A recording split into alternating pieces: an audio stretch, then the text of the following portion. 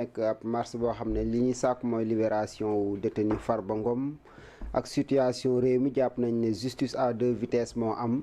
ak itam yeneen mbir yoo xamante ne nii naqarlu nañ ko muy taxawaayu gouvernement bi récemment si lu soxal crise université bi déjà loolu dinañ si ñëw mais noo gisee mobilisation bi depuis maintenant plusieurs jours ñuy gis ay rassemblement yoo xamante ni ñu ngi koy am jëmale wala boo contre régime actuel bi. waaw Abdou Aziz nu ma gisee démb manifestation bi du collectif du peuple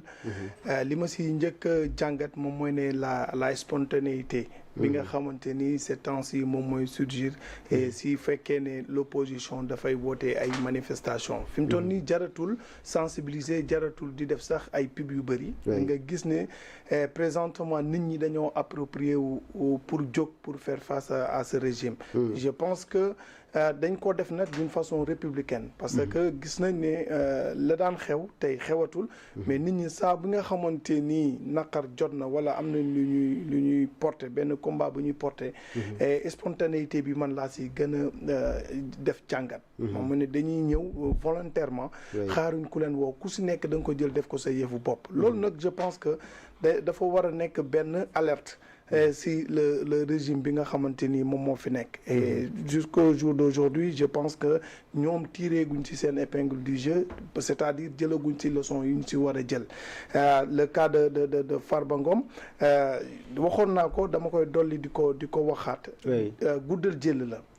jël la et je pense que régime bi da si gën a salir ses mains pour man dans la vie être à la hauteur war nga nekk une autorité moom mooy ne nga xam savoir benn raison garder savoir de dire que ne reconnaître de ses erreurs reconnaître ses erreurs yaakaar mbir lii amut nga ne way lii laa tegoon et faire rebrousse chemin je pense que loolu dafa nekk lu ñu naan en politique muy ak c'est de l'élégance quoi c'est de l'élégance waaw gentleman agreement voilà le mot et je pense que loolu la ñu war a def parce que lu bëri jaar na fi ay épisodes yu bëri jaar na fi def nañ des dénis et à nos vaillants professeurs parce que ku wax ne tey Sénégal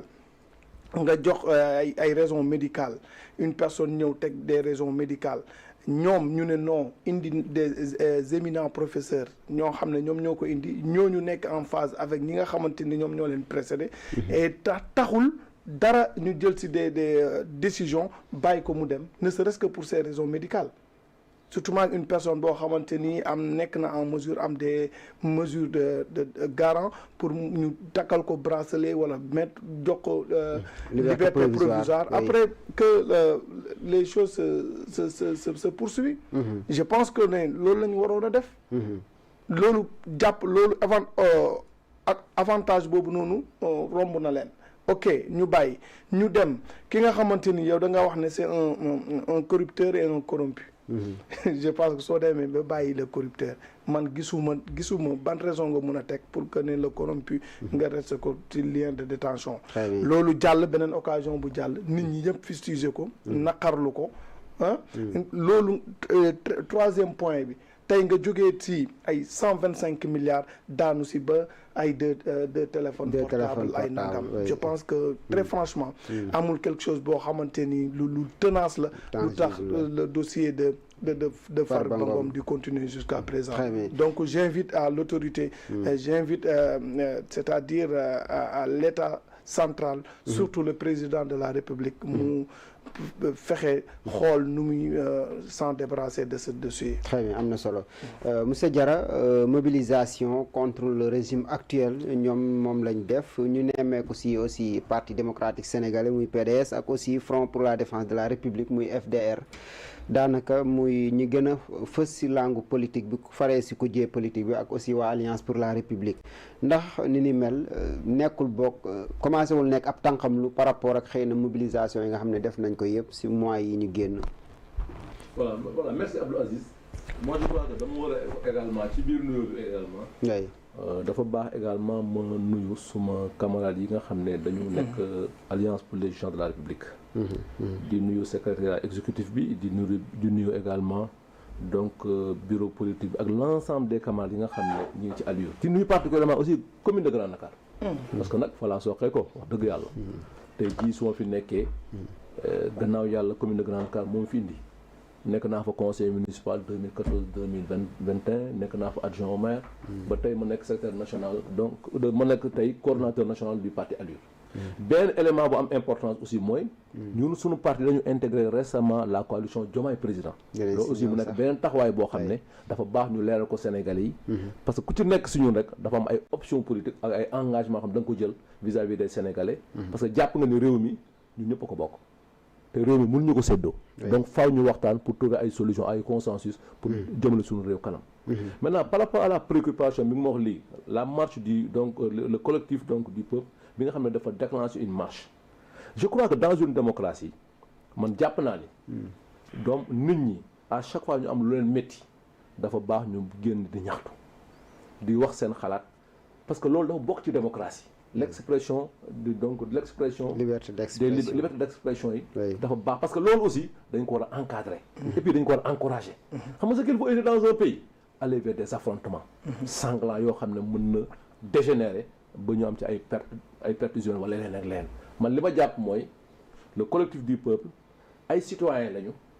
am lañu droit ànd ak ay opposants def ay ñaxtu ci kaw la ñuy wax ci kaw ñu am ay lu leen métti li am solo nag pour man mooy dañoo war a encadrer sécuriser leen ensuite encadrement bi kay yaakaar naa mooy déjà autoriser ko premièrement su ma nee encadrement mooy encadrement dafay commencer depuis la procédure d'autorisation mais ensuite ay forces de l'ordre ñëw wër leen encadré ba mu bañ a am ay débordement parce que fu mu waroo daje rek par exemple say mën na am ay débordement parce que ñëpp duñu benn loolu dafa am solo dañ ko war a rafetlu beneen bi aussi mooy man jàpp naa ni à chaque fois une solution parce que tout le temps rek di foofu laa jëm à chaque fois que ay nit jóg di ñaxtu am lu leen metti état da la war a déglu et puis état dafa war a trouver ay solution loolu mooy dëkk parce que nag état la ñu jox réew mi état lañ jox moyens yi état moo war a déglu parce que li yëpp ay alerte la kon nag suñu dénkee réew mi état man dama jàpp ni l'autorité suprême le président de la République moom moo war a xool nan laay war a def ba yii problème yi taxaw souvent ñi kaas yëpp ñoom si premier ministre voilà fa laa jëm non man xam nga aujourd'hui moi je dis suñ ko waxee suñ ko waxul le président de la République c'est la clé de voûte des institutions le premier ministre il est nommé avec les ministres suñ ko waxee suñ ko waxul dëgg la nag le premier ministre Ousmane Sonko moom mooy le président de PASTEF ci kattan moom moo joxoñ Bassirou Diomaye Faye mais sénégalais Bassirou Diomaye Faye lañ fal kon aujourd'hui tey Bassirou Diomaye Faye c'est la clé de voûte des institutions ma jàpp ni réew mi moom moo war a rendre compte demain parce qu'il a été élu soo nee il a été élu il a eu le suffrage des sénégalais le premier ministre il a été nommé kon tey suñu dem ne war bay rendre compte président Bassirou Diomaye Faye la ñuy wax lii am ci réew mi mu ci ay solution jëm ko saafara beneen bi aussi mooy man jàpp naa ni le problème de la justice ça revient toujours ça revient xam nga man ça revient da ngay xool régime yi fi jaar yëpp depuis le parti socialiste jaar par le parti démocratique sénégalais jaar par l'alliance pour les gens de la République on a toujours eu des problèmes de justice parce que nit ñi dans l'opposition la ñuy wax ak suñu egg au pouvoir parfois dafa am différence. pourtant problème boobu noonu souvent moom le premier ministre di wax sax. léegi nag man li ma jàpp mooy. l'État avait dit que avait mis en place donc l'État dafa taxawoon ne moom dafay def assise de la justice. pour lépp li nga xam ne amoon na fi. ñu jéem a xool mu bañ fa amati. mais l'État def na ko mais dañu tirer conclusion yi. dem vers l'application. parce que dëgg rek la yàlla bëgg gis nga man li ma jàpp Abdou Aziz. mooy politique politicienne ko def da ngay nax sa bopp. en tout cas ñun. mais est-ce que problème mu autorité yi. non fa laa jëm xam nga ñun. alliance pour les gens de la République. ñun dañu nekk un parti boo xam ne dañu nekk ci coalition Diomaye président. oui c'est vrai waaye gëm nañu ñun lépp luy defar réew mi ca la ñuy ne ca la ñuy wax. parce que lépp loo xam ne gëm nañu day yàq réew mi wala dellu ginnaaw réew mi dañ koy ŋàñña parce que sénégalais yi dong ñu moo fi tax beneen bi nag aussi mooy falu suñu borom la de du mënum nit de ku yaakaar ne da ngay wax ba falu da ngay nax sa bopp yàlla moo fal Bassirou Diomaye Faye jox ko réew mi kon jàpp naa ne solution la ñu war a apporter par rapport aux préoccupations de la justice xam nga parce que la justice dafa nekk élément bu déterminant dans un pays parce que ku ma amul ndey foo amul rek dafay indi ci xëcaax et l'affaire Farba Ngom je crois que dañ ko war a traiter justice def liggéeyam fekkente ne dafa war a génn ñu may ko liberté mu dem toog këram. parce que li am solo pour man dama jàpp ne dans un pays normal la démocratie la justice doit s'exprimer au nom du peuple par le peuple et pour le peuple. loolu laa gëm loolu laa jàpp. très bien